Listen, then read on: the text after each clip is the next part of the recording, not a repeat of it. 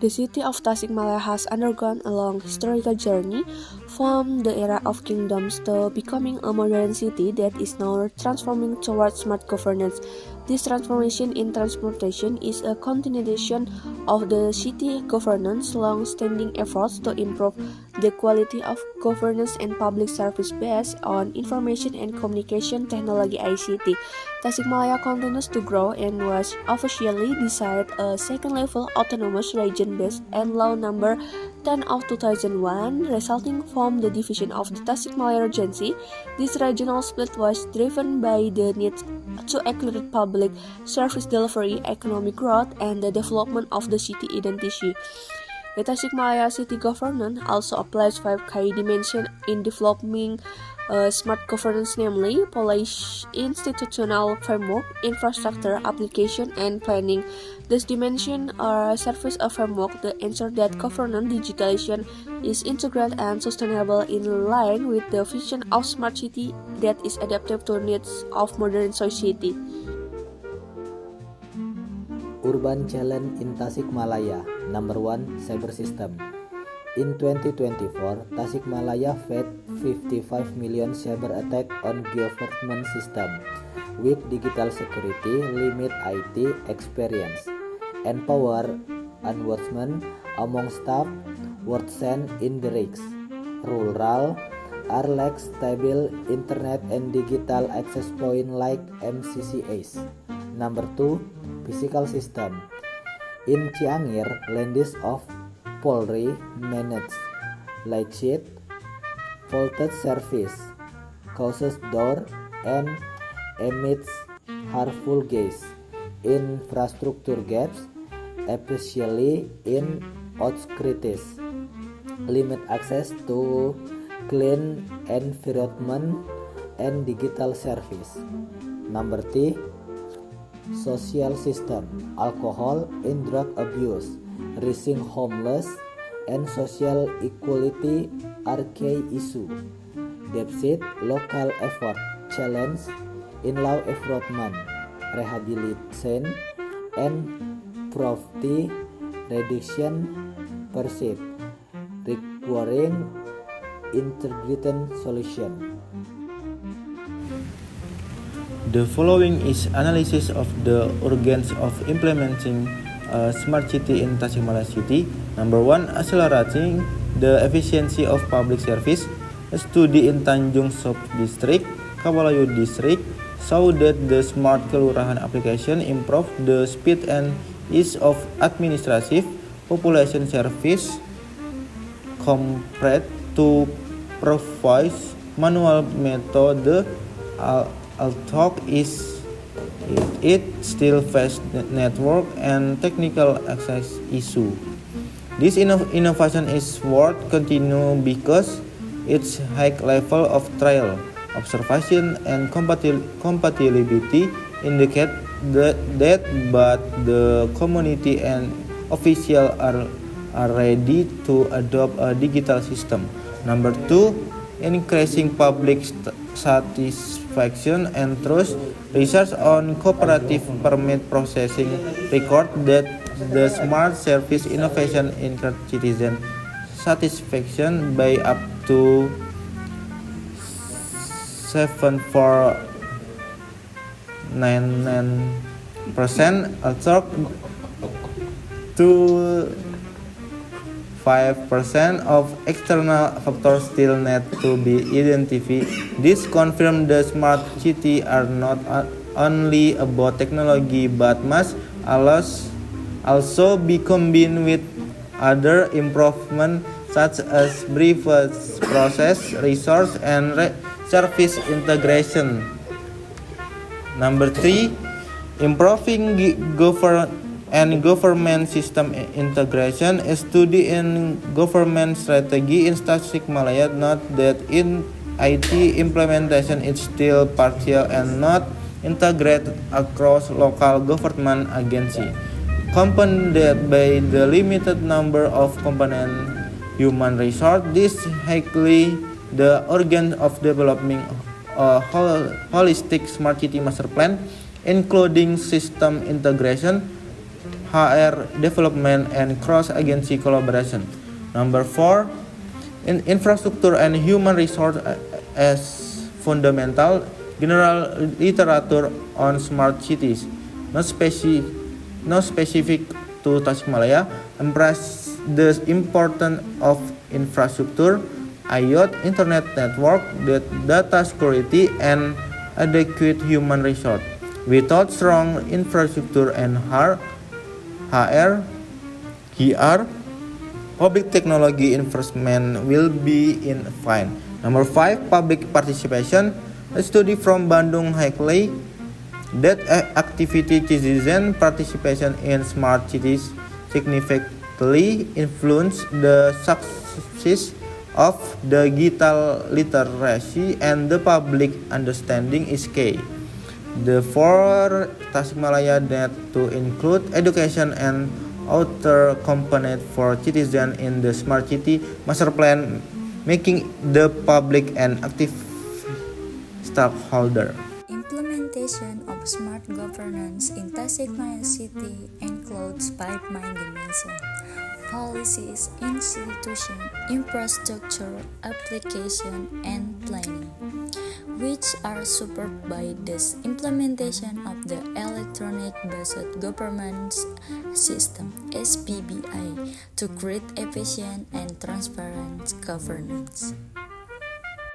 However, the SPBE index achievement still fluctuates, rising from 2.13 2019 to 2.68 21, dropping slightly to 2.62 22. This shows that the implementation of smart governance in Tasikmalaya still faces challenges, especially in terms of technological infrastructure readiness, community participation, budget constraint, IT risk management, coordination between teams, and higher regions. Thus, the implementation of smart governance is not only about technology, but also about management and organizational culture. The evaluation process, several main instruments are used, such as the Capability Maturity Model Interrogation (CMM) to assess process maturity, and the e-government maturity model to measure digital service maturity. Supporting facilities include public Wi-Fi and digital public service application, with Tasikmalaya Communication and Information Service as key actor in technology management and development. In terms of needs, the implementation of smart governance requires strengthening IT infrastructure, increasing human resource capacity, and developing supporting regulation. The starting taken include increasing coordination between agency, digital-based public service innovation, and periodic evaluation and updating of policies to align with technological developments and community needs. Tasikmalaya is working to build a smarter and more digital government through the Smart Governance Program, but there are still several challenges to overcome. One major problem is the digital gap. Not all residents have access to the internet or the skills to use digital service like the Smart Kelurahan app. This makes the system less inclusive. Also, coordination between local government office is still weak, which slows down the program of programs. Low digital literacy among the public also affect how will people understand and trust the government digital service. Technically, there are still limited ICT facilities. Some areas don't have good internet access or proper data centers, but government staff and the public still need more training in digital skills. There is also limited funding, which makes it hard to improve the system or run digital education programs. People worry about data safety and privacy. This makes some of them unsure about using new technology. Also, the rules and steps for running smart governance are not always followed the same way in every area. Even with these problems, there have been some good change. The Smart Kelurahan app has made public service quicker and more helpful. Tasikmalaya also got a good score in national check of how will it use digital government, which saw real progress.